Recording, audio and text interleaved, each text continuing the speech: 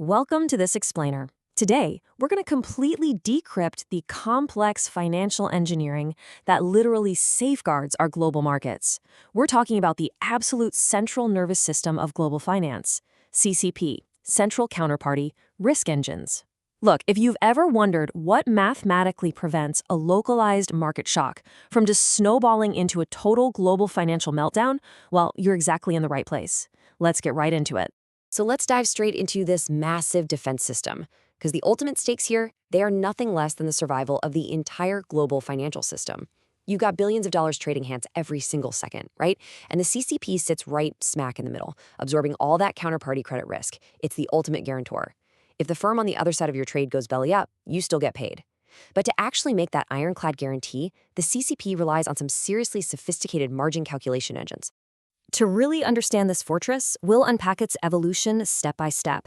We'll cover generation evolution, historical simulation, liquidity costs, crocking wrong-way risk, intraday and procyclicality, and finally, credit defenses. Starting off with Part 1, generation evolution, or as I like to call it, the engine upgrade. So, for literally decades, the global standard was the classic span methodology. Honestly, you can think of it like a lower resolution camera. It relied on just 16 predefined market scenarios and used these static spread credits to kind of guess how different assets might offset each other. But as we all know, in extreme market turbulence, those static assumptions distort badly. So to actually capture the true nonlinear risks of modern portfolios, stuff like option term structures and volatility skew, exchanges like the CME had to push for the high-resolution Span 2 framework. And Span 2 is a total game changer. It completely abandons those old static scenarios and moves to a highly dynamic historical value at risk, or HVAR architecture. Now, the sheer computational cost of this upgrade is absolutely staggering. The old span took less than 50 milliseconds to run. That is literally faster than the blink of an eye, which made it perfect for pre-trade risk checks. But Span 2, because it requires fully reevaluating massive historical portfolios, it can take anywhere from 50 milliseconds to several whole seconds to run. That might not sound like much, but in our fast-paced world, making that happen in real time is a monumental technological hurdle. To solve it, clearinghouses actually have to run daily approximation services. These essentially translate Span 2's heavy math back into the old classic format, just so traders can still do those sub-50 millisecond pre-trade checks. Then they run the real heavy-duty Span 2 engine post-trade. Pretty wild workaround, right? Moving on to Section 2, historical simulation, getting into that high-res risk. You see, the big problem when you rely heavily on history is that you risk analyzing totally stale data. Think about it. If a massive shock happened just yesterday, a simple average taken over the last 10 years might barely even register it. To avoid this trap, modern CCPs use EWMA, exponentially weighted moving average. This essentially scales historical data instantly, letting the system capture those tricky fat tails and sudden market skews that older parameter-based models completely miss. Now, you don't need to be a quantitative math genius to appreciate what this formula is doing. It's essentially the heartbeat, the core volatility updating equation. What it does is ensure this system remembers yesterday's market shock and automatically scales today's defenses to match. Regulators like EMIR actually mandate that this historical look-back window be a massive minimum of 10 years. They want to guarantee it includes periods of real extreme historical stress. But by applying this dynamic volatility scaling on top of that, the CCP makes sure it's heavily weighting the clear and present danger of today's immediate market environment. All right, Part 3, liquidity costs, or what we'll call the friction of reality. It brings us to a really critical question. What actually happens when a position is just too big for the market to absorb? Because, let's face it, you cannot instantly dump a massive portfolio without severely moving the market against yourself. Standard models kind of naively assume you can close your position smoothly within a standard window, say 2 to 5 days, at whatever the current market prices are. But we all know reality doesn't work like that, especially when market depth suddenly just vanishes. To fix this gap, clearinghouses implement what's called a liquidity charge. This add-on equation directly addresses that real-world friction cost.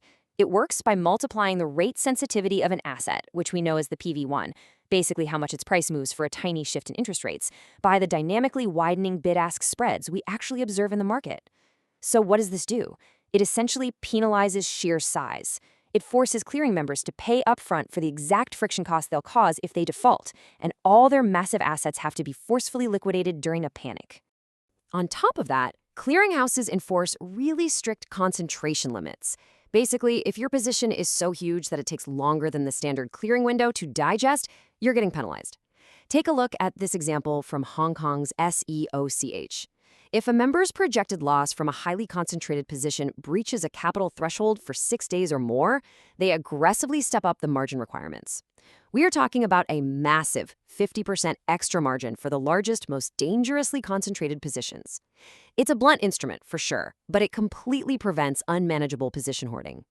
Moving to Section 4, Cracking WAWR, the Paradox of Wrong-Way Risk. Now, I want you to imagine the ultimate systemic danger here. A clearing member actually selling put options on their own company's equity. If that member hits a credit crisis and goes bankrupt, their stock price is absolutely going to plummet. And what happens? That short put position they sold explodes in losses. At the exact millisecond, they have zero capital left to pay for it. The risk and the exposure are structurally, fatally, negatively correlated. Honestly, it's essentially the financial equivalent of shooting yourself in the foot while trying to run from a bear. So, to neutralize this fatal loop, clearinghouses, like the Canadian Derivatives Clearing Corporation, have to take some pretty extreme measures. They completely bypass all the standard offsets and just demand a frankly punitive 100% upfront margin coverage for the full strike value. Basically, if you want to trade an asset structurally tied to your own demise, the CCP is going to force you to fully fund it in cash, upfront. No discounts whatsoever, no offsets, the whole shebang. But of course, sometimes clearing members try to be clever and offset their wrong-way risk with right-way risk, meaning they hold positions that theoretically become more profitable if they default.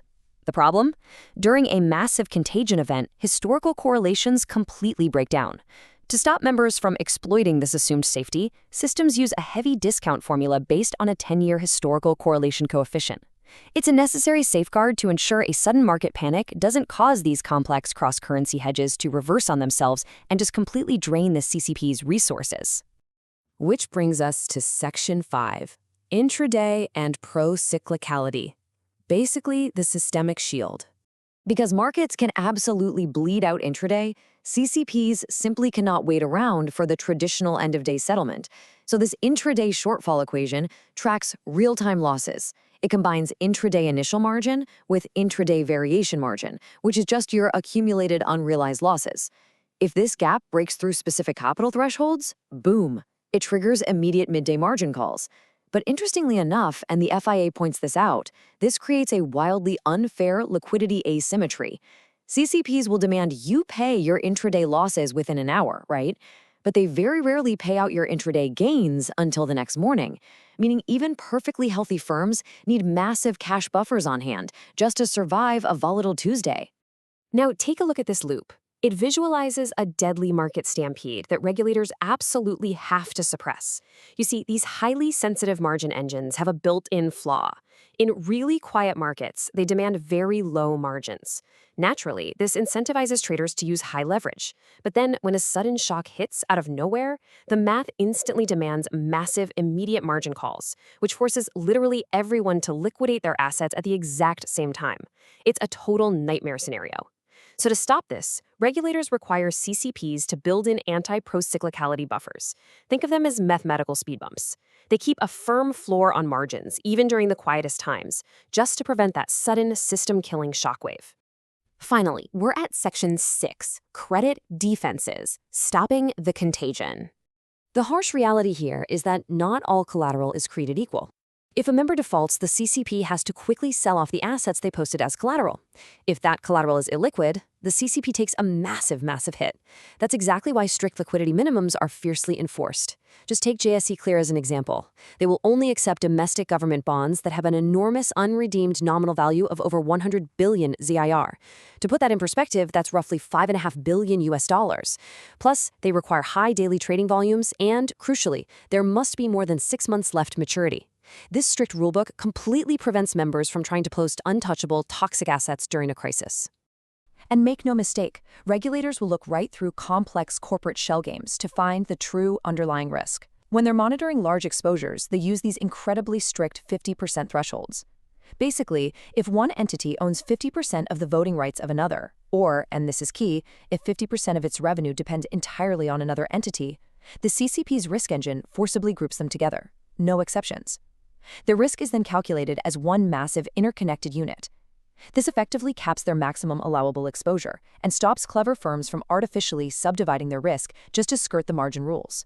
So, from upgrading to these wildly complex historical VAR engines, to mathematically capturing the real-world friction of illiquid markets, to battling the absolute doom loop of wrong-way risk, the CCP really is an incredible fortress of quantitative finance. But it does leave us with a pretty compelling thought. In an era of light-speed algorithmic trading and deeply intertwined global corporate structures, are these mathematical fortresses truly robust enough to survive tomorrow's totally unpredictable black swan event? Well, it's a question the brightest minds in finance are calculating every single millisecond. Thank you so much for joining me on this explainer today. Keep questioning the math that holds up our world.